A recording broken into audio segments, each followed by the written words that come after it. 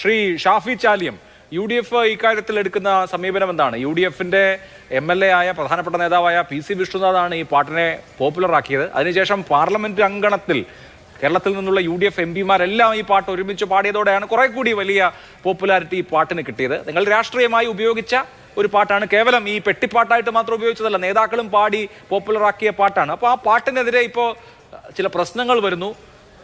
അതിനോട് സൂക്ഷ്മമായ സമീപനമാണ് എടുക്കുക. VT ബൽറാമിനെ പോലെയുള്ള ചില ആളുകൾ ഫേസ്ബുക്കിൽ കുറിച്ചത് ഇത് സാമൂഹ്യ ധ്രുവീകരണത്തിനുള്ള ആയുധമായി ഉപയോഗിക്കപ്പെട്ടേക്കാം, സൂക്ഷിക്കണം എന്നുള്ള നിലയ്ക്കാണ്. അങ്ങനെയുള്ള ഒരു ജാഗ്രത ഇക്കാര്യത്തിൽ നിങ്ങൾക്കുണ്ടോ?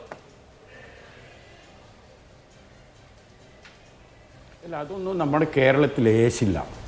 കാരണം ഒരു 3 മണിക്കൂർ ഒരു പ്രഭാഷണത്തെക്കാളും ശക്തമായിരുന്നു ഈ പാട്ടിലെ 4 വരികൾ.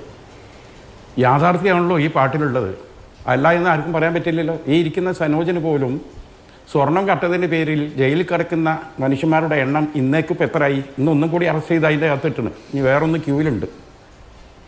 അപ്പോൾ സ്വർണം കട്ടവർ ബഹുമാനപ്പെട്ട കേരള ഹൈക്കോടതിയുടെ ദേവസ്വം ബെഞ്ചിൻ്റെ മേൽനോട്ടത്തിൽ നടന്ന പോലീസ് അന്വേഷണം അല്ല, കേരള സർക്കാരിൻ്റെ അന്വേഷണമല്ല. കേരള സർക്കാരിൻ്റെ അന്വേഷണമാണെങ്കിൽ ഇപ്പോൾ കിടക്കുന്ന 4 എണ്ണം മസ്കത്ത് റോട്ടിലെല്ലാം ഉണ്ടാകുക, മനസ്സിലായോ? അപ്പോൾ 4 അകത്ത് കിടക്കണ സ്വർണം കട്ടത് ആരപ്പ? സഖാക്കളാണ്. അല്ല എന്ന് സനോജ് പറയട്ടെ, എന്തായാലും തെറ്റുള്ളത്? സ്വർണം ചെമ്പാക്കിയത് ആരപ്പ? പിന്നെ അയ്യപ്പനോട് എന്താ പറഞ്ഞത്? അയ്യപ്പൻ അവഹേളിച്ചിട്ടുണ്ടോ? അയ്യപ്പനോട് ആവലാതി പറയുകയാണ്. അതാണ് നിങ്ങൾ മനസ്സിലാക്കേണ്ടത്. ഒരു പാട്ടിനൊക്കെ ഇത്ര ഭയക്കണമെങ്കിൽ ഇവരുടെ ഒരു അവസ്ഥ നോക്കൂ. എന്നിട്ടോ ഈ പാട്ട് എഴുതിയവൻ്റെ ജാതി, മതം, അതൊക്കെയാണ് ഇപ്പോൾ പരിധി നടക്കുന്നത്. ഈ പാട്ട് എഴുതിയത് GP കുഞ്ഞബ്ദുള്ള, 16 പാട്ട് എഴുതിയ ആളാണ്. വലിയ ദേശീയ ബോധവും മതനിരപേക്ഷത മുറുകെ പിടിക്കുന്ന വ്യക്തിത്വം. എനിക്ക് നേരിട്ട് അറിയാം. അദ്ദേഹത്തിൻ്റെ ഒരു സ്റ്റുഡിയോ ഇപ്പോൾ അടുത്ത് കോഴിക്കോട് ഉദ്ഘാടനം ചെയ്തിരുന്നു. ആരാ ഉദ്ഘാടനം ചെയ്തത് അറിയോ? രാഹുൽ ഗാന്ധി അല്ല, TK ഹംസ. TK ഹംസനോട് ചോദിച്ചാൽ മതി GP ആരാണെന്നുള്ളത്. അത്രയും നല്ലൊരു മനുഷ്യനാണത്. അദ്ദേഹത്തിൻ്റെ വരികൾ എന്ന് പറഞ്ഞാൽ അങ്ങനെയാണ്. അങ്ങനത്തെ വരി എഴുതാൻ പറ്റിയ ആരെങ്കിലും നിങ്ങളെ കൂട്ടത്തിലുണ്ടോ? നിങ്ങളുണ്ടാക്കിയല്ലോ ഇത്തരം പാട്ട് താനാളൂരിൽ. അത് കേട്ടല്ലോ, അഭിലാഷം ഒന്ന് വെച്ചു കൊടുക്ക്. അതിലെന്താ ഉള്ളത്? കുറുക്കനെ, നായിയെ, ഉസ്മാനെ, കേറ്റിയെ. എത്ര മനോഹരമായ ഭാഷയല്ലേ! ചെവി കൊണ്ട് കേട്ട് ഹൃദയം കൊണ്ട് ആസ്വദിക്കുന്നതാണ് ഈ കവിതയും ഗാനമൊക്കെ. ഈ GPയുടെ വരി ഒന്ന് കേട്ടു നോക്കുക. അതോടൊപ്പം തന്നെ ഈ താനാളുള്ള ഈ വരിയും ഈ തെറിയും കേട്ടു നോക്കുക. വേണമെങ്കിൽ അതിൽ എന്താണ്, ഇവിടെ അയ്യപ്പൻ്റെ പേരൊന്നുമില്ല. അവിടെ ആരാ വന്നത്? ഉസ്മാൻ ആരാ? 3ാം ഖലീഫയാണ്. ഇത് അങ്ങനെ പറഞ്ഞൂടെ? അല്ലെങ്കിൽ മനുഷ്യൻ്റെ ആവിഷ്കാര സ്വാതന്ത്ര്യത്തിന് വേണ്ടി നിലകൊണ്ട ആളുകളല്ലേ നിങ്ങൾ?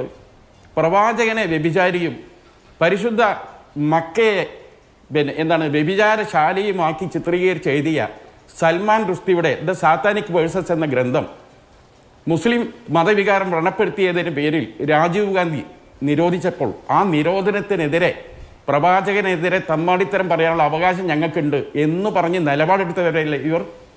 അതുപോലെ തന്നെ ബംഗ്ലാദേശിലെ തസ്ലീമ നസ്രീൻ, അവരും പ്രവാചകൻ നിന്ന് നടത്തി അല്ലേ?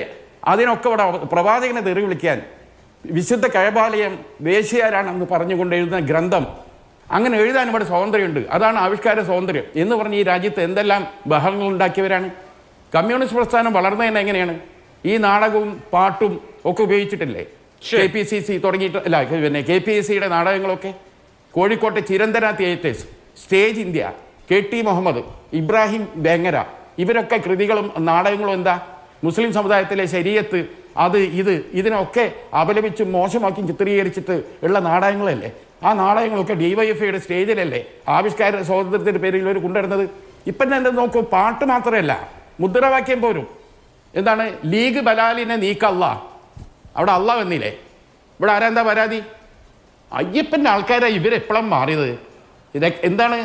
ആർത്തവ രക്തത്തിൽ കുളിച്ച അയ്യപ്പൻ എന്ന് പറഞ്ഞിട്ട് ഒരു കാരിക്കേച്ചറിനാക്കി രവിവർമ്മ കോളേജിൽ SFI വെച്ച ബോർഡ് ഇപ്പോഴും നിലനിൽക്കുകയാണ് അവിടെ.